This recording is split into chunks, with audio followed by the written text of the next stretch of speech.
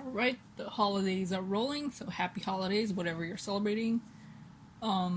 It's actually Christmas where I'm recording this. Not too dated, but it's Christmas while I'm recording.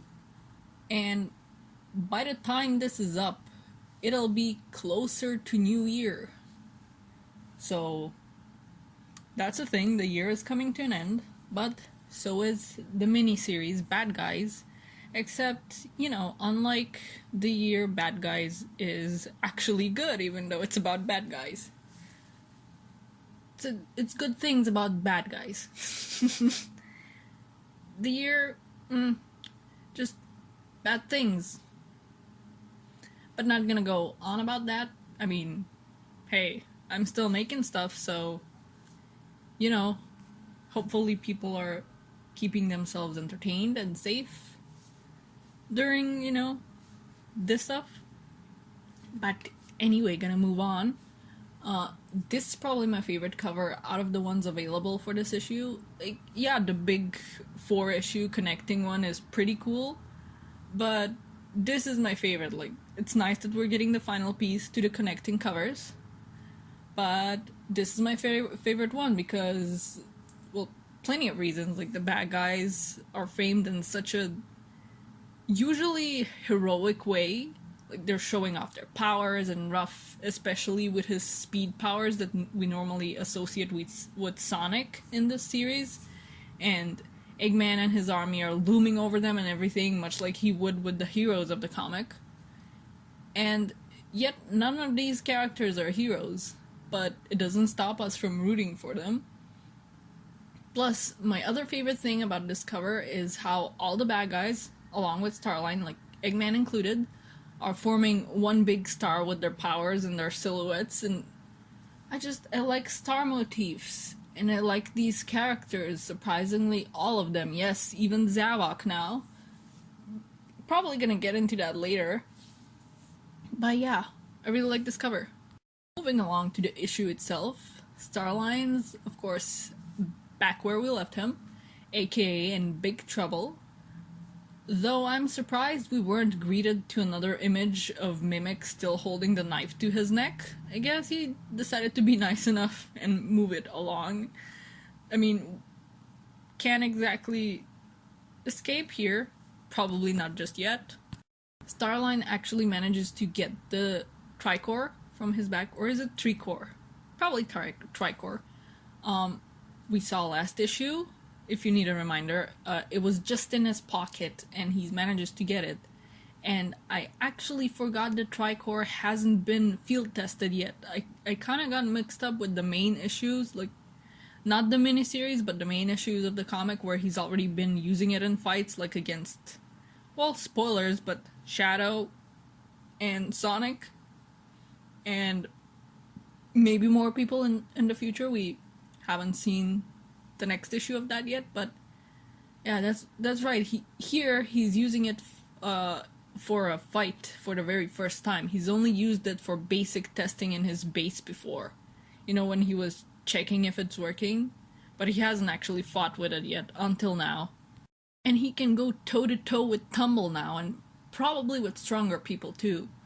Though granted, Tumble wasn't using the power core here and got his hand hurt for his troubles. And speaking of stronger people, Zavok's just gunning for him now. Didn't do him any good though, because Starline just activated the speed ability and ran off. Poor Ruff though was thinking Starline just had these abilities hidden all along up until Mimic fills him in on what's going on. And I'm continuing to really like this characterization of Zavok. He's actually threatening. And I like that he refers to it as a hunt, because between this and him calling the Deadly Six his pack, it gives this impression of the Zeti being like a kinda animal-esque pack animal alien, like race. And it does add to them feeling like they're from another world, aka the Lost Hex, and not just weird tropey Mobians. Mimic continues to have the absolute best expressions in this comic. I this just looks like a perfect reaction image. But anyway, it looks like he's gonna split, which isn't really surprising. Mimic is more of the extremely dangerous lone wolf type of person, and he's hoping that Eggman will wipe out everyone else so no one can tell he was there either. So he's splitting, it's not a surprise. There he goes, off to cause more trouble for Whisper, and probably also Starline because he's uploaded something. And he still has his flight power core, so if he keeps it and if it's still working when he runs into Whisper or whoever else of the heroes again, he's gonna be an even bigger threat than before. I kind of want him to run into the rest of the cast other than Whisper and Tangle too. I think that'd be interesting. Eggman is closing in further on our bad guys. He knows the decoy alert was fake, and now he knows Sonic isn't behind the attack, but so far, he only knows Zavok is at fault. But he'll probably find out about the others in time too, maybe. Gotta say, it's nice seeing Eggman actually using his goggles, but also kind of weird to not see them resting at the top of his head. It's not bad, it's just I'm so used to just seeing them resting there and not being used. Aw, rude! He's hurting one of my skunk boys! He outright went and poisoned him. Just with his spurs. Damn, Starline was ready to potentially kill Ruff with poison. I like that this series keeps reminding us these are awful people by having them casually try and murder each other. Starline fortunately does not do that though, cause Ruff gives away his position. Yell, my beautiful boy, get his butt. Zavok's just laying down the cruel words now compared to when he was trying to help Starline out and was telling him he could work without Eggman and have his own allies. He's telling the truth though, let's be real. I keep saying how Starline's own ego and pride keep being his downfall.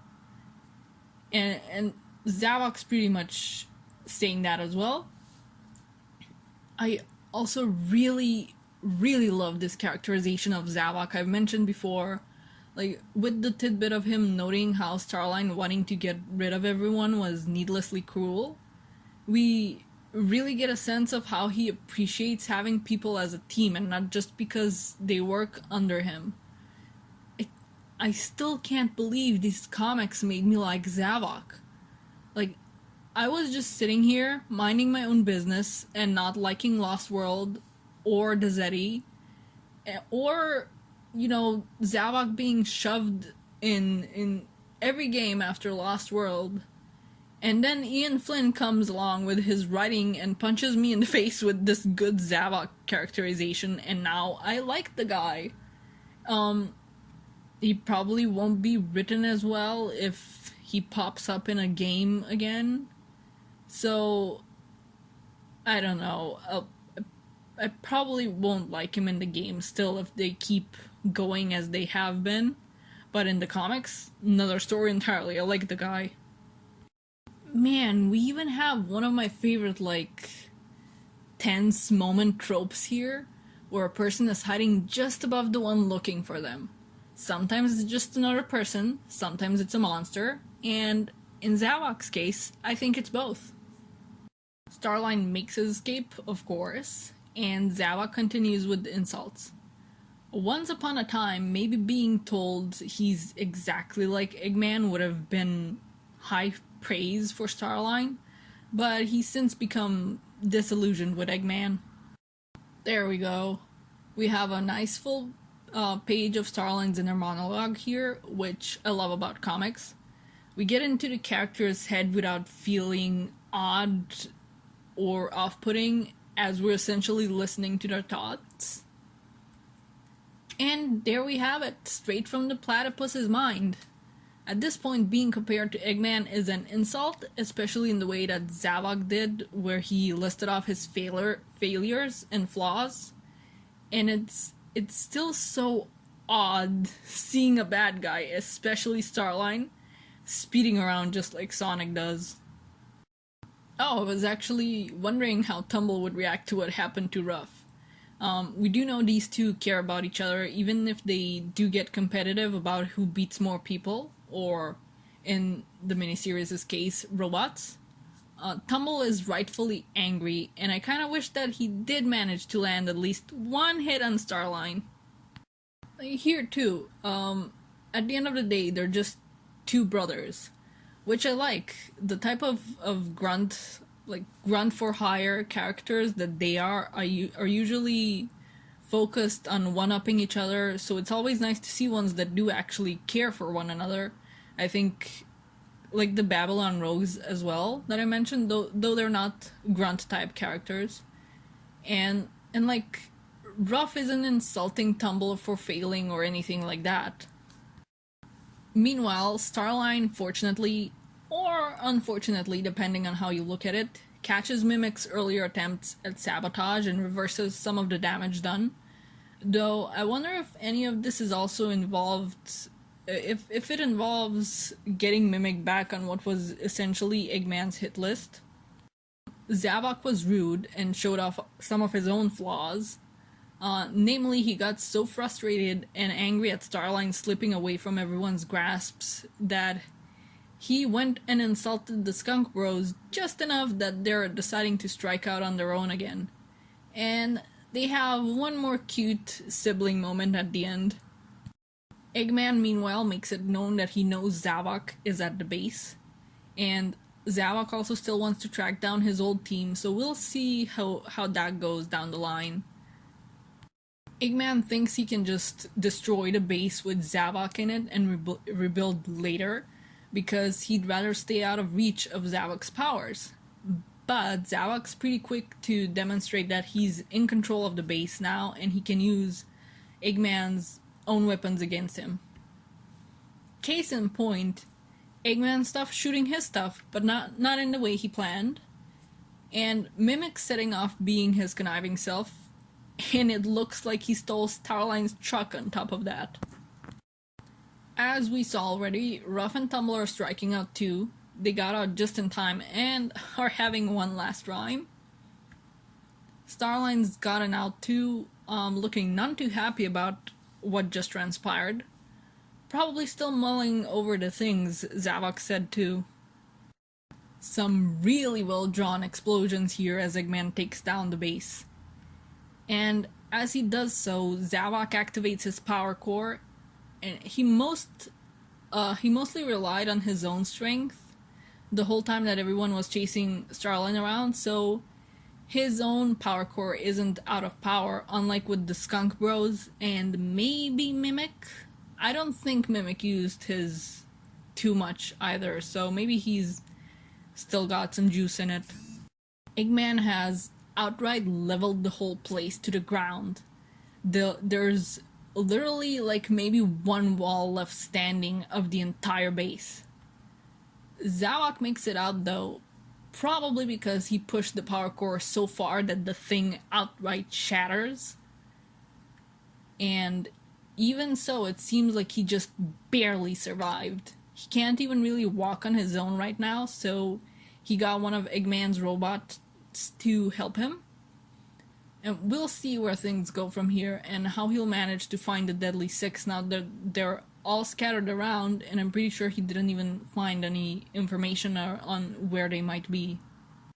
Eggman, meanwhile, is figuring more things out. He knows Zavok wasn't alone, he just doesn't know who he was with. His main concern is probably the one making the plans, aka Starline. I'm not sure he'd care much for the fact that Mimic and the Skunk Bros were also involved, since they weren't calling the shots. Starline is back in his old base, still contemplating things, and we get another little tease with those tubes, like those two tubes containing the big project he's alluded to. And here we are at our end. Starline is going to try and be his own villain, which has frankly been foreshadowed for quite a while, I think before Bad Guys was even a thing. I've seen some people say that this isn't a worthwhile direction to take the character in, because Starline can't actually succeed in his goal of beating Eggman. But I disagree with that opinion. By that logic, what characters are worthwhile? Sonic and the heroes aren't worthwhile by that logic, because their goal is to beat Eggman, and that won't happen. Or if we're speaking purely villains, then by that same logic, none of them are worthwhile. Mimic can never beat Whisper. Eggman can never beat Sonic. Starline can never beat Eggman or Sonic. Like, the fun of villains isn't to see them succeed in their goals. It's to see how they're going to try and succeed in those goals, and how much trouble they give the heroes. And from what we see in the main series right now, Starline is shaping up to be a very fun villain. And speaking of villains, this mini-series was a very fun one for me. I've also seen people say that the last fight was underwhelming, but I don't personally think so. The fight between Eggman and Zavok wasn't gonna be very fun to really stretch out, not in a comic book medium, since we would have just gotten page after page of them shooting back and forth and explosions happening, and that would have gotten stale very fast, even though the explosions were very well drawn. So the fight was depicted just the right amount, in my opinion. We also had those pages of characters going their own ways as the fight is happening in the distance. So that's enough, I think. And the most fun part of this miniseries was the absence of heroes. No matter who you chose to root for, it was all bad guys. Maybe you rooted for Eggman to find and defeat Starline, or for Starline to succeed in his plans, or for any of his team to be the one to come out on top. But it was all bad guys. And I do always find it fun when a series reminds us that villains can be just as fun as the heroes. I think that concludes my thoughts on this miniseries. It was very fun. It was also good at showing off the variety of villains. Like, they're not just, oh, bad guy, that's it, wants to beat Sonic, whatever. There's a variety between them, you have the intelligent ones, you have the conniving ones, you have the two dummies in the Skunk Bros, the powerful, angry types, and they're fun. I do hope we see more villains. There was a bit in the letters page that hinted to a female villain maybe showing up sooner rather than later, so we'll see where that goes. This might end up being my last video for the year, so we'll see. I don't know. I know there's maybe I think the main series gets a new issue on the 30th of December, but I'm not sure. But even if so, it's still gonna have to, my review is still gonna have to come out in January. But yeah, that's enough of my rambling. Happy holidays, happy new year, stay safe, stay healthy, and I wish you a good one. See you when I see ya. Bye bye.